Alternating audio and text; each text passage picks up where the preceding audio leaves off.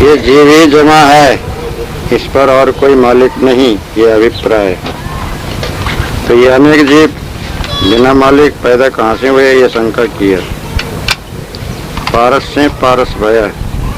ये जीव चैतन्य अचेत जड़ तत्वों में मिला और अपने हमसदेह भूला, इसलिए आप ही अचेत अज्ञान होकर के इच्छा किया और दूसरा नारी स्वरूप को स्त्री बनाया और उस नारी के बस में हो गया। फिर तेजस अभिमान युक्त कल्पी कल्पी नाना रूप बनाया और एक ही जीव सब में समाया। जैसे स्वप्न में अनेक रूप बनाया और सब में आप समाया, वैसा पारस थे पारस भया। परंतु अब एक से अनेक हो गया, इसलिए सामर्थ्य सब नाश हुआ। तेजस अभिमान को विश्व अभिमान ने ढाका, उससे जीव लाचार हुआ। अब इससे कुछ हो नहीं सकता है, इसलिए आवागमन जीव को सिद्ध हुआ, यह अभिप्राय। तो आवागमन से रहित कैसे होगा, ये शंका। परख भया टकसार। टकसार कहिए बीजक, बीजक कहिए जिससे साचा झूठा भास अध्यास अनुमान कल्पना आरंभ परिणाम सब की कसर परखने में आवे, उसको टकसार कहते हैं। बीजक को और सत्संग को। जिससे पारस ये पारख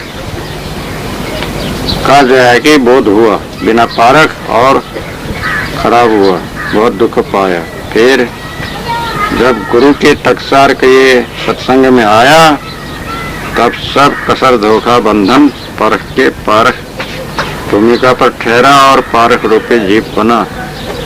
तब आवागमन से रहते हुआ यह अर्थ। अब इसका भाव बतला रहे हैं। पारस रूपी जीव है लोह रूप संसार, पारस ते पारस भया परख भया टकसार। सदगुरु श्री कबीर साहब कहते हैं, हे संतो, दृष्टांत तो ऊपर के साखी में कह चुके हैं। यहाँ सिद्धांत में पारस कहते हैं चैतन्य जीव का शुद्ध स्वरूप पारक है। पूर्व अध्यास से वर्तमान में रूपी कहते हैं मनुष्य रूप में देहधारी जीव प्रत्यक्ष है। पारस तो पारक ही रूपी चेतन ही स्वरूपी जीव है। इसमें भी जनैया मनैया ज्ञाता ध्याता दृष्टा साक्षी ज्ञानाकार चैतन्य जीव का निस्वरूप पारखी है। जड़ देह से भिन्न जीव अविनाशी है। और जो है कि जीव का तो ये स्वरूप हुआ लोह रूप संसार, चेतन का स्वरूप और जड़ का स्वरूप बता रहे हैं। लोह रूप कहते हैं जड़ अचेतन, लोहा के समान अज्ञान पंच तत्वरूप पृथ्वी जल अग्नि वायु आकाश, ऐसे पंच तत्वरूप सारा संसार का कार्य कारण संयुक्त अनादि है। इस प्रकार चारों खानियों के बद्ध अनंत देहधारी चैतन्य जीव और पांचों जड़ तत्वरूप सारा संसार से जड़ चैतन्य दोनों अनादि स्वरूप से नित्य पदार्थ हैं। पारस रूपी जीव और लोह रूप संसार जड़ और चैतन्य ये दोनों अनादि है, स्वरूप से नित्य पदार्थ हैं। इनका कर्ता धर्ता ब्रह्मेश्वरादि मालिक कोई भी नहीं है। जड़ तत्वों से ब्रह्मांड में सारे कार्य पदार्थ बनते बिगड़ते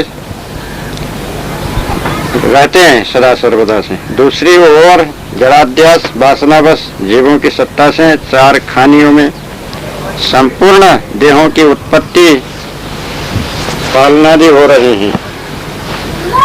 इस प्रकार लोह रूप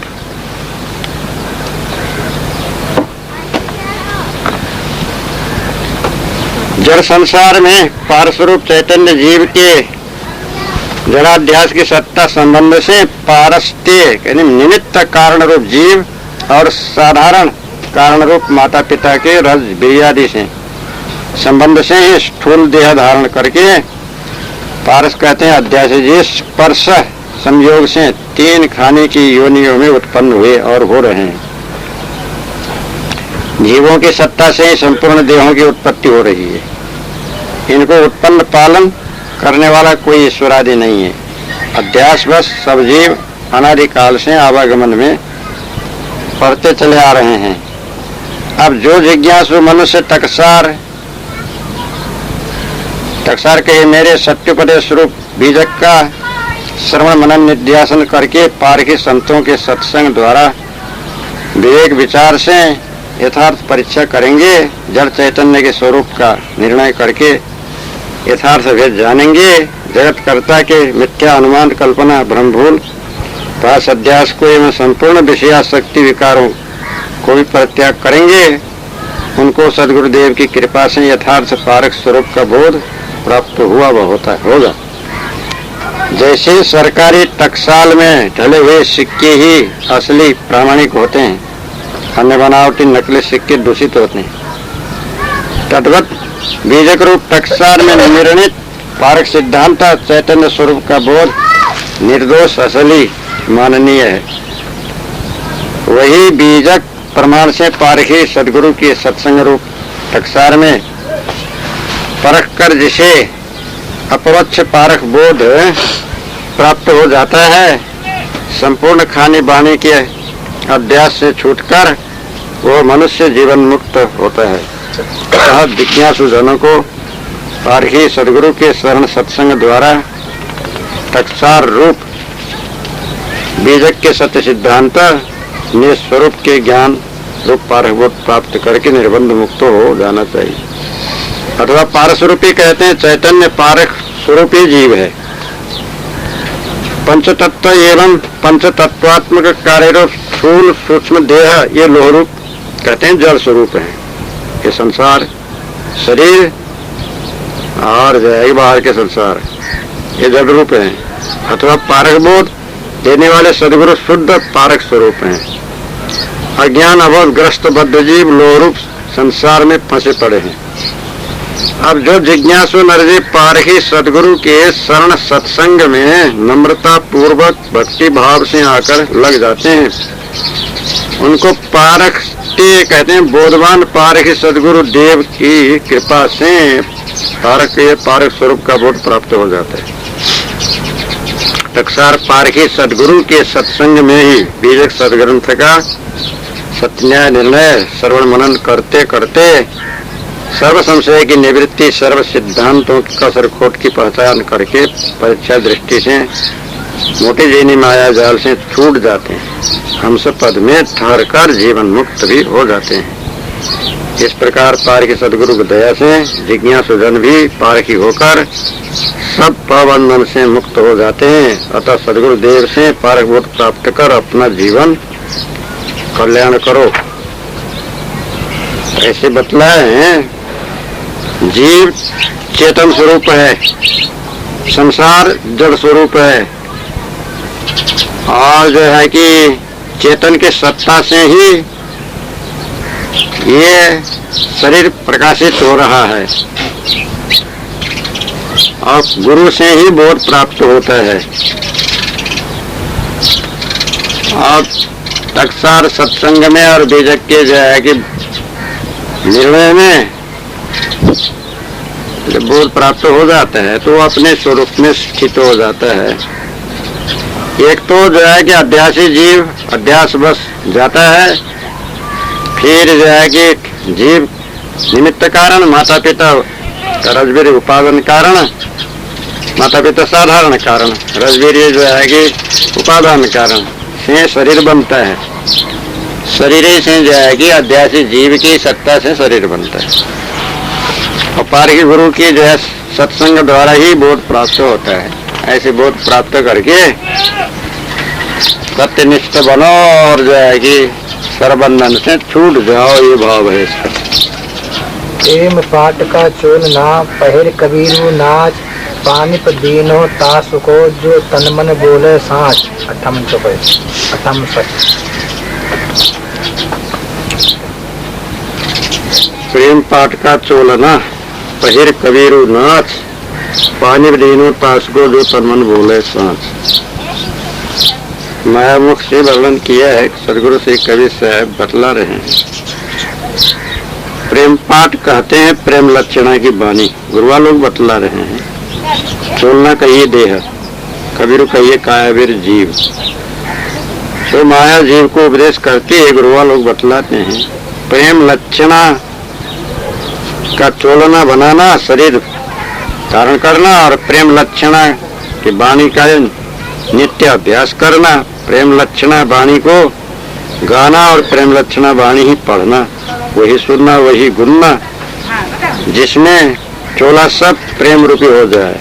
फिर हे जीव वही प्रेम लक्षणा की चोला पहर करके प्रेम में मगन होके नाचना, तो भगवान सदा उनके संग रहेंगे और अंत में भगवान उसको अपने रूप में मिला लेंगे। पानी देनोता सुखो जो तन मन बोले सांस। ये प्रेम लक्षणा वाणी 10 विधा भक्ति भगवान ने उसे दी, जो तन मन से एक भगवान पुरुष सत्य और सकल जीव नारी मिथ्या ऐसा भाव जहाँ आया, निश्चय हुआ, वहाँ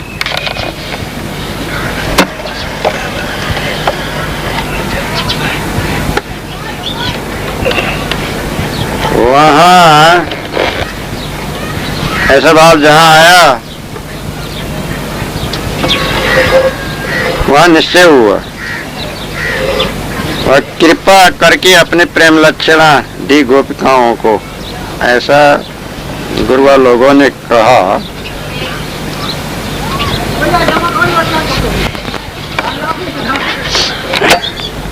प्रेम पाठ का चोलना पहर कबीरू नाच, पानी में दीनो तास को जो तन मन बोले सांस। गुरु निर्णय ऐसे बतलाते हैं। प्रेम पाठ का चोलना, ये चोलना कहते हैं शरीर को। सदगुरु कहते हैं कि शरीर को या मन को, बुद्धि को, वाणी को प्रेम रूपी पाट वस्त्र को कहते हैं। पट पाट पहनने का कपड़ा।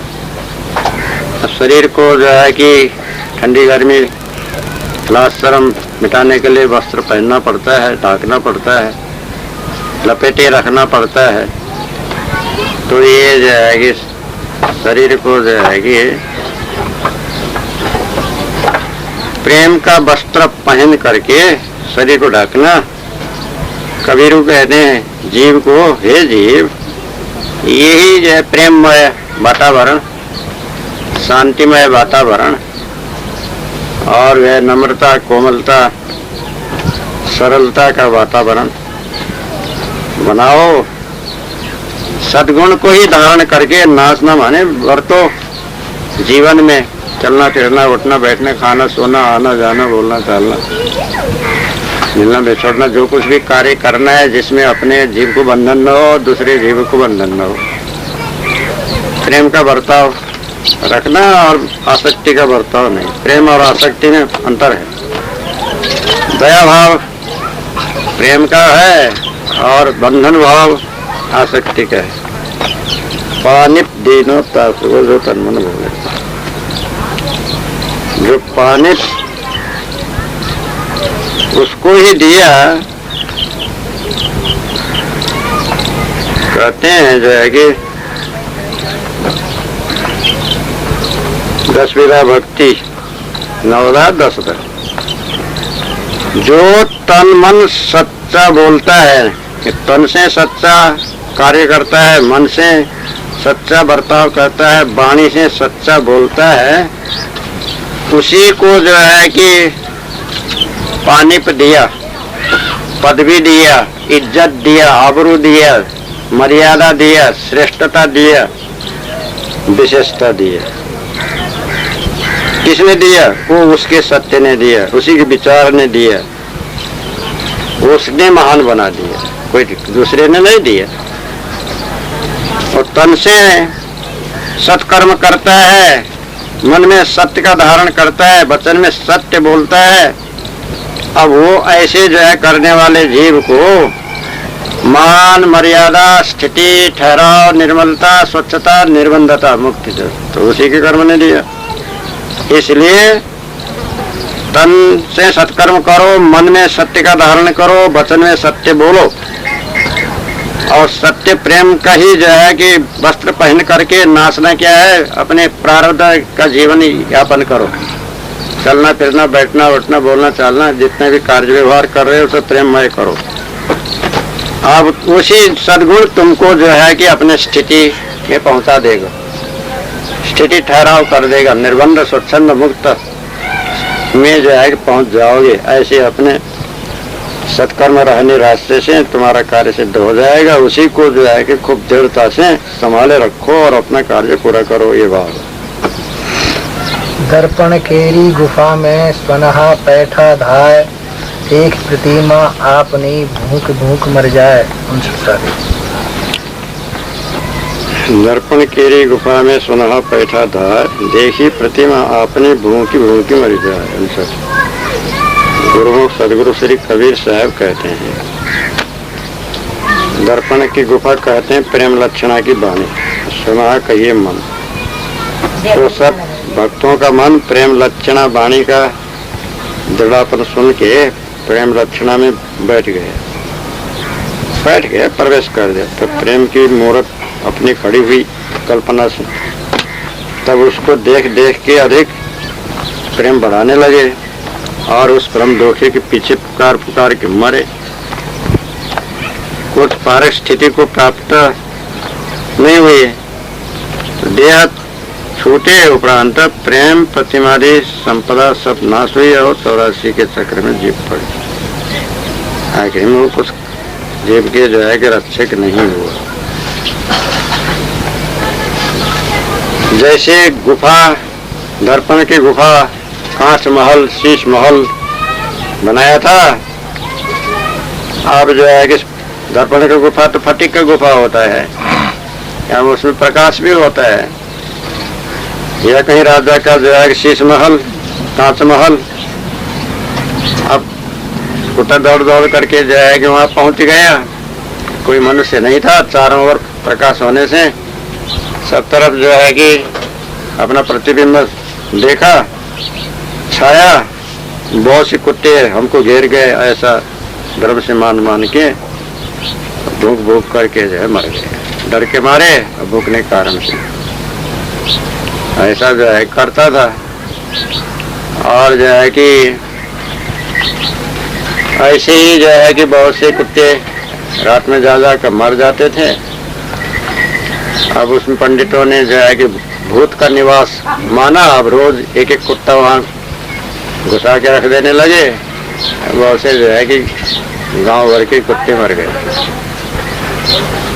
एक बैरागी संत के साथ में एक कुत्ता था, और रोज जो है कि अपने चंदन तिलक करके कुत्ते को भी तिलक लगा के दर्पण दिखा दिया करते थे, तो उसको मालूम हो गया था अपना चेहरा।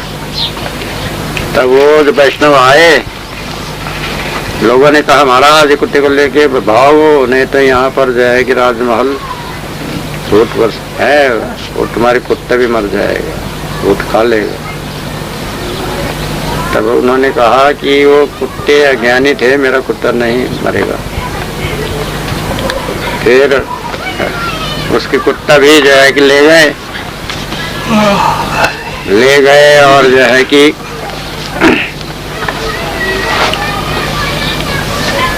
राजमहल में प्रवेश कर दिया, खाने की चीज रख दिया, बत्ती जला दिया।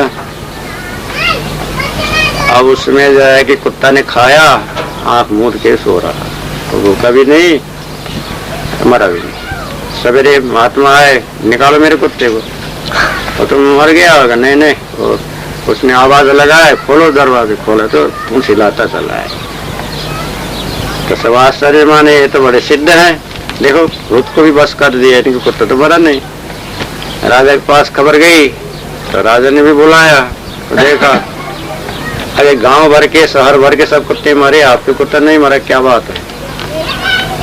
नहीं कहा वो सब अज्ञानी कुत्ते थे, मेरा कुत्ता ज्ञानी है, मेरे पास में रहता है। उनको स्वरूप का ज्ञान नहीं था, इसको स्वरूप का ज्ञान है, हमने स्वरूप ज्ञान करा दिया इसको। कैसे? हम रोज जो है कि नहाते हैं, तिलक स्वरूप करते हैं, तो हम अपने करने के बाद में बाकी का तिलक इसको भी लगा देते हैं और दिखा देते हैं। दर्पण दिखाते तो रोज देखता है, ये पहचान लिया है अपने चेहरे को। अब वो बाहर भी जो है दूसरा कुत्ता मान करके वो नहीं भुगता है, इसलिए स्वरूप का ज्ञान हो गया अभी, स्थूल स्वरूप का। अब वो कोई भूत प्रेत बाहर नहीं है। तो इसलिए जो है कि अच्छा दूसरे दिन भी रखो, दूसरे दिन भी खाने का चीज रखा, खाया, सवेरे पुकारा, चला आया। तब उन्होंने कहा कोई भूत नहीं प्रेत नहीं, डरने काम नहीं है, वो तो भ्रम से जो है कि मरते थे। आप अपने जाओ रहो, यहाँ कोई भूत प्रेत का डर नहीं है। तब वो कुत्ता जो है कि वो वैष्णव के साथ है, और वो जो है कि चेहरा देख देख करके अपने जो है भूखा नहीं तो मरा नहीं। और जिसको जो है कि वो उतना समझ नहीं था, वो भूख भूख के मर गए।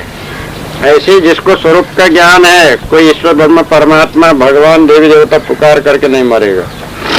अब जिसका अज्ञान दशा में है, वही भूख भूख के मर जाता है। तो जो है कि इसी तरह से दर्पण के गुफा में, दर्पण के गुफा एक तो जो है कि ये देह धारण करना है,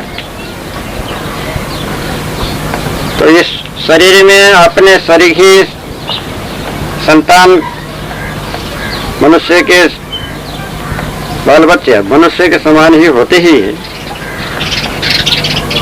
अब अपना जो है कि संतान देख करके उसी को जो है खूब प्यार से पुकार कर करके देहाध्यास में मर जाते हैं, अथवा कोई जो है कि ईश्वर ब्रह्म परमात्मा देवी देवता के पुकारा कर करके मर जाते हैं। अब ये दर्पण की गुफा एक तो शरीर है, दूसरा वाणी कल्पना है, जो कुछ सिद्धांत माना है वेद शास्त्र पुराण कुरान, और जो है कि जो कुछ सिद्धांत मान लिया गया है वो उसके मानंदी की दर्पण की गुफा में। सुनहा कुत्ता को कहते हैं, अब कुत्ते के समान विषयी और कुत्ता के समान जो है भ्रमिक अबोध गुरुआ लोग पक्षपाती, एक पैठा धाय धाय धाय के अपने अपने अध्यास से पैठे और धाय धाय के अपने प्रयत्न से पैठे प्रवेश कर लिए।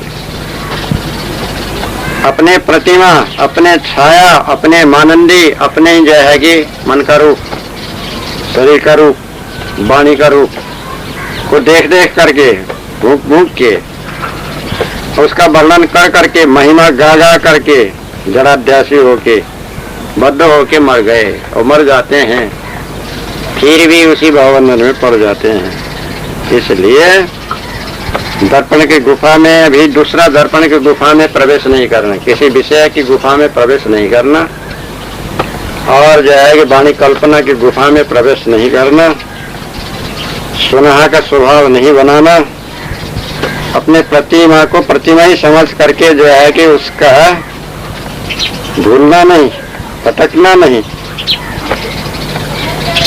और ज्यादा जो है कि उसमें लिप्त आसक्त नहीं होना, दूसरे की जो है कि महिमा बता करके उसमें फंसना नहीं, नहीं तो जो है कि तुम्हारा जीवन निष्फल होगा।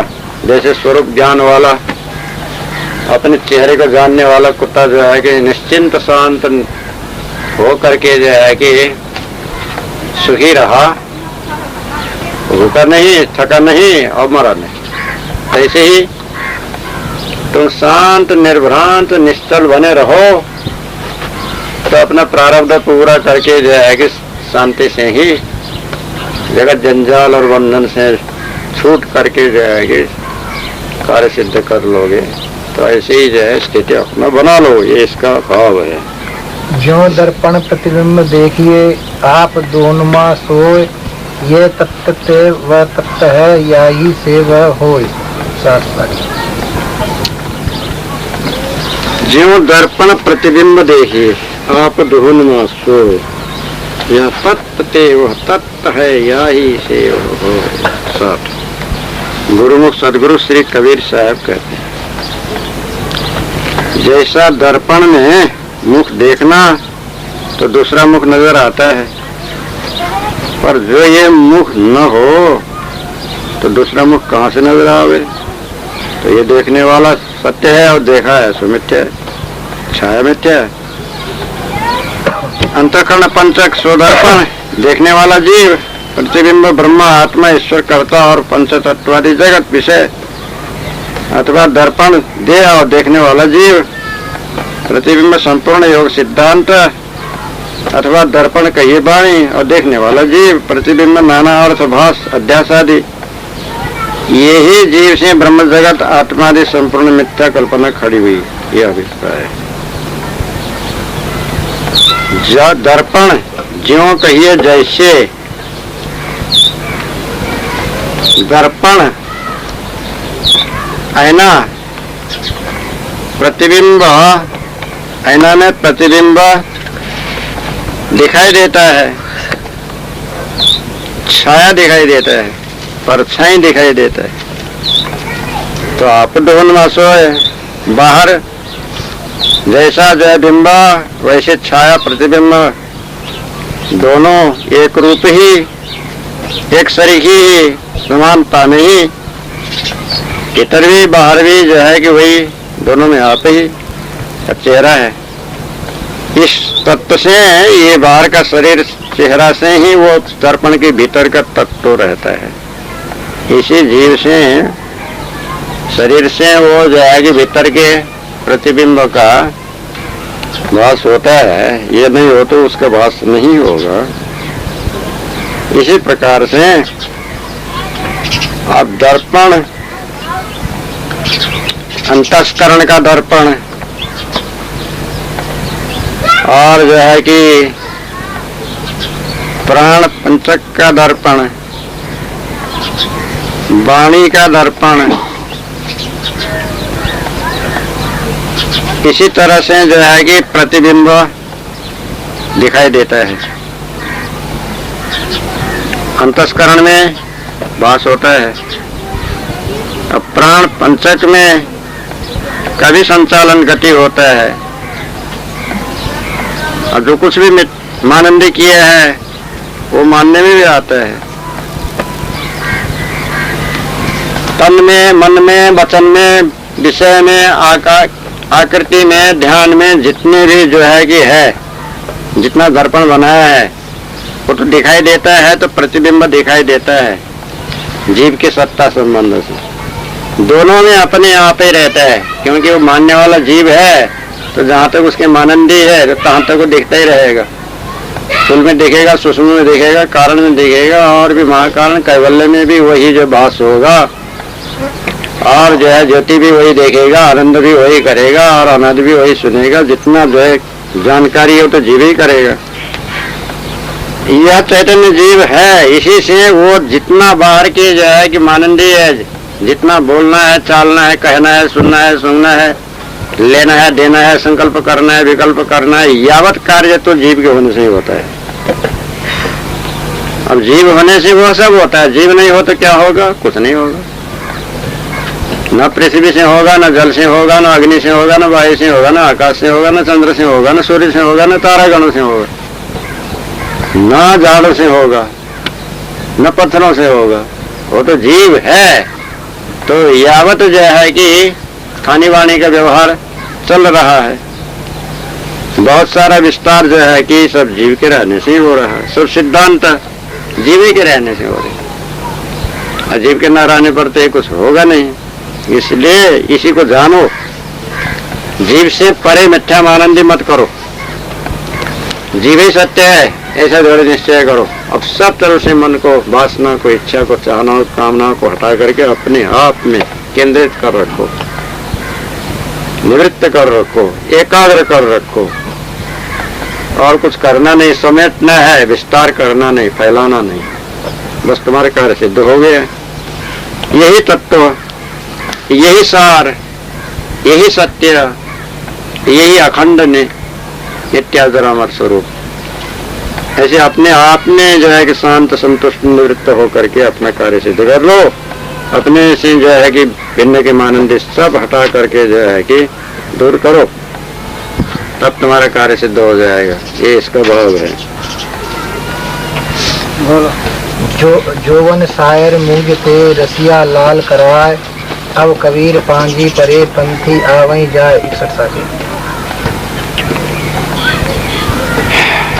जोवन शायर मूंझते रसिया लाल कराए, अब कबीर पांजी परे पंथी आवे जाए। गुरुमुख, इसका दो प्रकार का अर्थ बतलाए है। पहले वाणी का कहते हैं,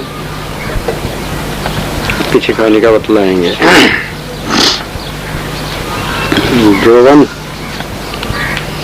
शायर मूंझते, कबीर साहब कहते हैं बन कहिए वाणी, शायर कहिए समुद्र का, मूझते कहिए खोजते, रसिया कहिए रस लेने वाले रसिक।